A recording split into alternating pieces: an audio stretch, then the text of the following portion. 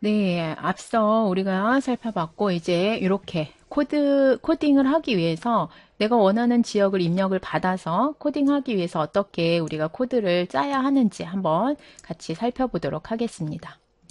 자, 먼저 여러분들이 에이지 데이터 우리가 받아왔으니까 이 에이지 데이터 이용해서 리절트라고 하는 결과는 아까는 뭐 했어요? 우리가 앞에서 신도림하고 결과를 알고 있었으니까 리절트에다가 신도림 데이터만 여기 in 해가지고 요 그 키워드를 가지고 있는 포함하고 있는 데이터만 리절트에 넣었잖아요.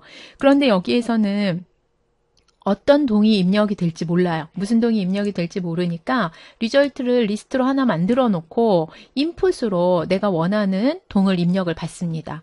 그 입력받은 동을 뭘로? name이라고 하는 변수에다 저장을 하고 이제 그러면 어떻게 하면 돼요? 아까 전에 여기가 신도림이었는데 신도림 대신에 name이라는 변수를 넣어서 이 name이 여기에 해당하는 글자가 있는 동이 여기에 포함되는 in 했으니까 포함되는 애들만 찾아서 어떻게 해줘요? 요것들만 찾아가지고 리절트에 넣어주면 되는 거죠.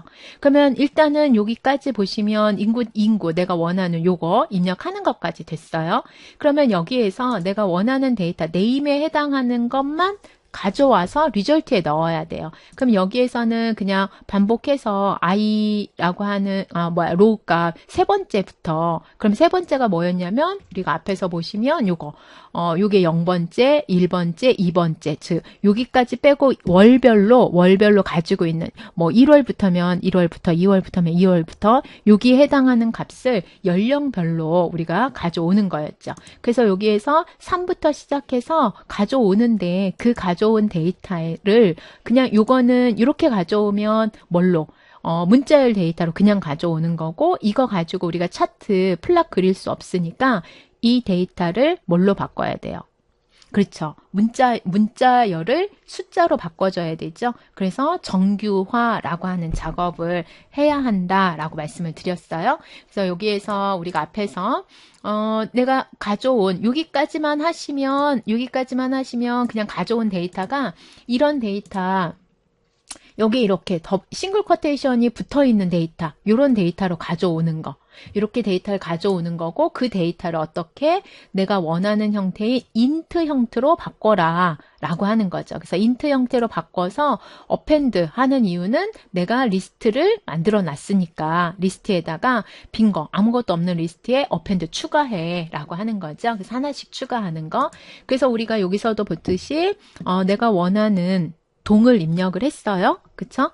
동을 아름동 하고 입력하면 이 아름동이 name이라는 변수 안으로 들어가고 name이라는 변수에 해당하는 요 name이 포함되어 있는 로우만 찾아서 볼 건데 요 조건이 참이면 포함이 되고 있다. true이면 반복문을 통해 가지고 로우에 있는 데이터 세 번째 데이터 즉 연령별로 0세서부터 100세까지의 데이터만 받아와 가져올 거죠. 그쵸? 가져오는데 어떻게 가져올 거냐면 여기에서 정수로 i 값을 내가 여기서 갖고 온 거 여기에서 3번째 영색 값을 가져왔어요. 그러면 그 영색 값은 커테이션 이렇게 싱글 커테이션이 붙어 있는 건데 그거를 정수로 바꿔서 어디에다가 앞에서 만들어 놓은 result라고 하는 변수에다가 넣어줘라 이 얘기인 거죠. 그래서 이렇게 만들어주면 내가 여기서 입력한 요 동에 해당하는 데이터만 리절트로 저장을 할 수 있게끔 만들어주는 거. 그럼 여기까지 전처리가 이제 다 된 거예요. 여러분들이 원하는 데이터를 이렇게 출력하기 위해서 전처리, 정교화까지 여러분들이 이제 마무리하셨습니다.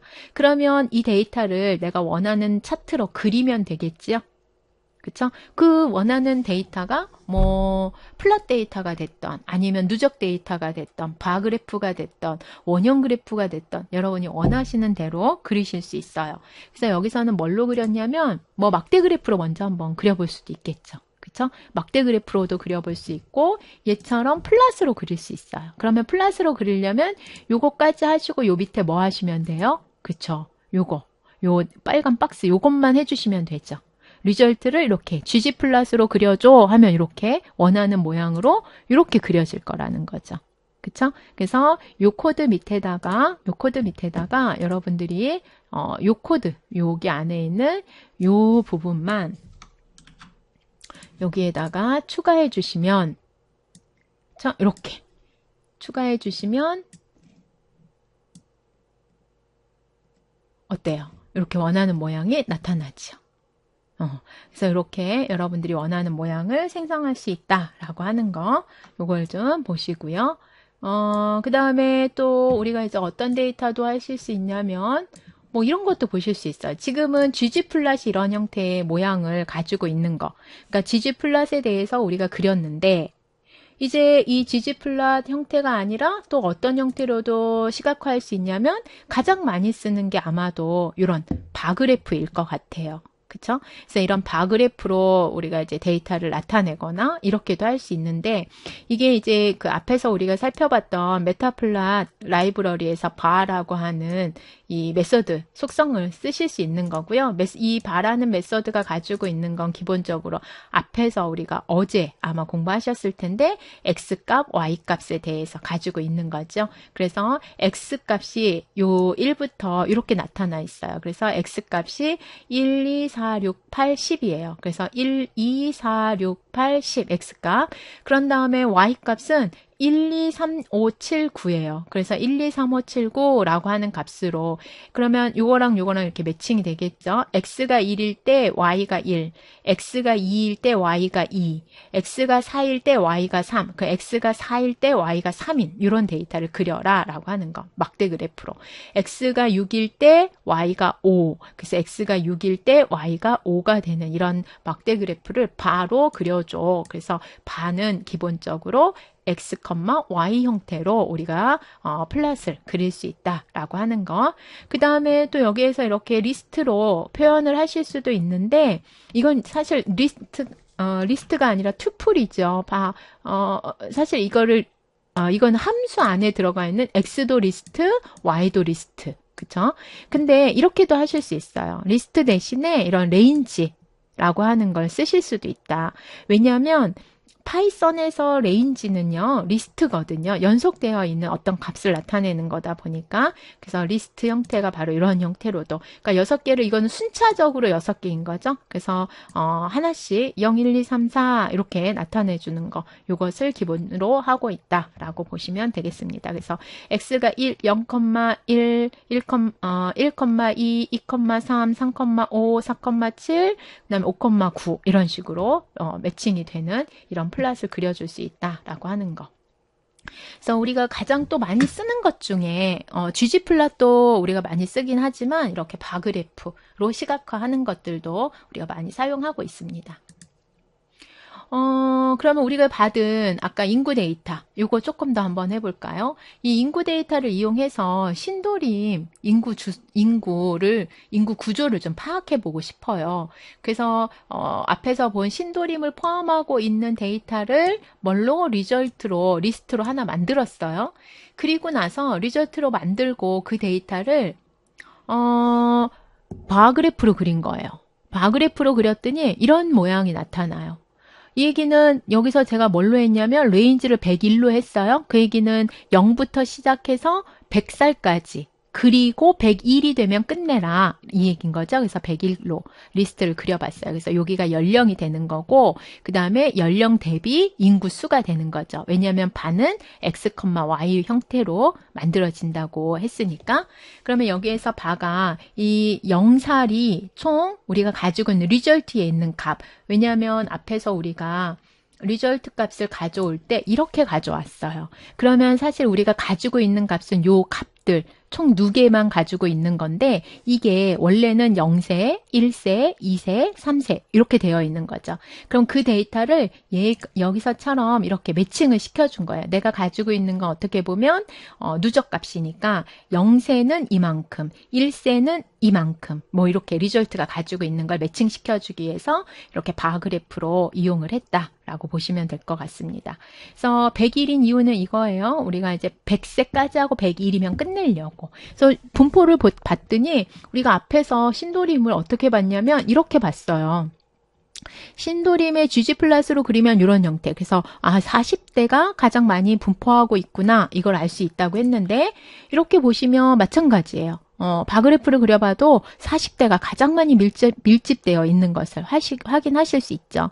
그래서 이런 분포를 가지고 있다라고 하는 거고, 이렇게 바그래프를 그리면 바그래프가 보통 이렇게 세로 그래프도 있지만 바그래프는 이렇게 옆으로 가로 그래프도 있죠. 그래서 이렇게도 바꾸실 수 있어요. 그러면 바그래프를 이렇게 가로로 나타내시려면 여기 보면 바 H, 호르젠 해가지고서는 바 H, 바를 호르젠으로 그려줘 라고 하시면 이렇게 앞에서 이렇게 그렸던 세로 형태가 이렇게 가로 형태로 바뀌어 버리는 걸 보실 수 있겠습니다. 우리가 쓰는 그 플랫에서도 이렇게 바그래프 많이 쓰니까 바그래프를 이용해서 인구 데이터를 함께 시각화해 봤습니다. 여러분들이 가지고 계신 데이터를 이용해 가지고 여러분이 살고 계시는 동네 요 프로그램을 하나 과제로 제출을 할 거예요. 여기에서 보시면 인구, 여러분이 사는 동네를 입력하시면 그 동네 데이터가 여기에서는 GG 플러스로 나타났는데 이제는 바그래프로 나타나게끔, 바그래프로 나타날 수 있게끔 여러분들이 한번 바꿔보시고요. 그 다음에 바그래프에서도 마찬가지로 가지고 있는 속성 값들이 있어요. 컬러 값도 바꾸실 수 있고 폭도 줄이실 수 있고 뭐 이런 것들 한번 검색해 보시고 여기에 컬러 값을 뭘로 할까요? 겨울이니까 크리스마스가 지났으니까 초록색으로 한번 바꿔볼게요. 그래서 초록색의 바그래프로 나타날 수 있게끔 요거를 만드셔서 요 프로그램을 본인이 살고 있는 동네의 인구 구조를 한번 파악해 보는 걸로 만들어서 차트를 한번 만들어 보도록 하고요. 그 다음에 또 뭐 또 해볼 수 있어요. 우리가 지난 시간에 어제 뭐를 했었냐면 1월 데이터, 8월 데이터 분리해 보는 거 해봤잖아요. 그렇다면 우리가 인구 데이터에서 남녀를 구분해서 다운로드 받으시고 내가 살고 있는 지역에 남자의 성별이 남자인 사람과 여성인 사람의 이 성별의 대비를 이렇게 GG 플랫을 이용해가지고 남성은 파란색으로 그려주시고 여성은 빨간색으로 이렇게 그려보는 GG 플랫을 한번 그려보도록 할게요.